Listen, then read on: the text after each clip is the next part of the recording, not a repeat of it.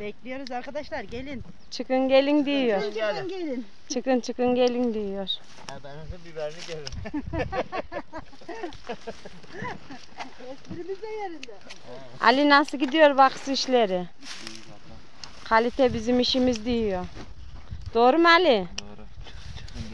Çıkın gelin. Çıkın gelin, göster biberleri, seçimlerini Ali. Arkadaşımız bir şekilde özenle seçiyor. Bak, ıskarta.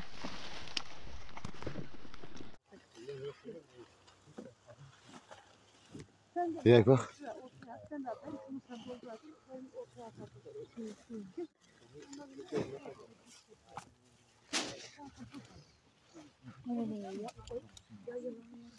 Direkt biberi topla direkt. Direkt. Biberi topla.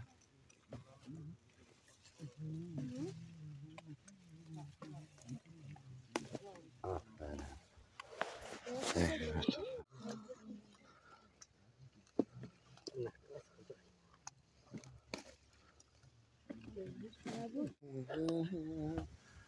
Evet. Bugün de bakayım. 16 Eylül Salı günü. İşe devam ediyoruz.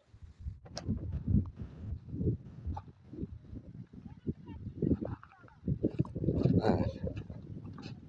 Bora bitti. Boxları hepsini doldurup evimize gideceğiz inşallah. Tamam, bu boxları hepsini arkadaşlar doldurduk.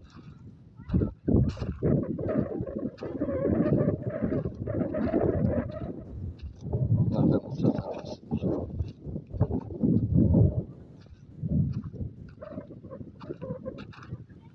Biberler. Bu sarılar hepsi biber burada. Hop var.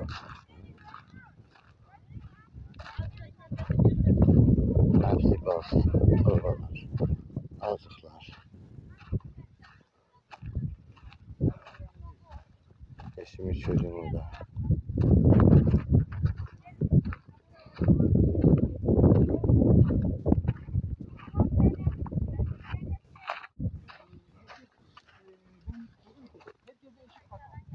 Eşit giriyor, onlar yarımları götürüyor.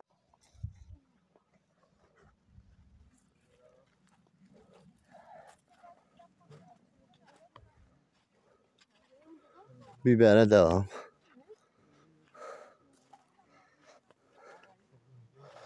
Bir molasındayız.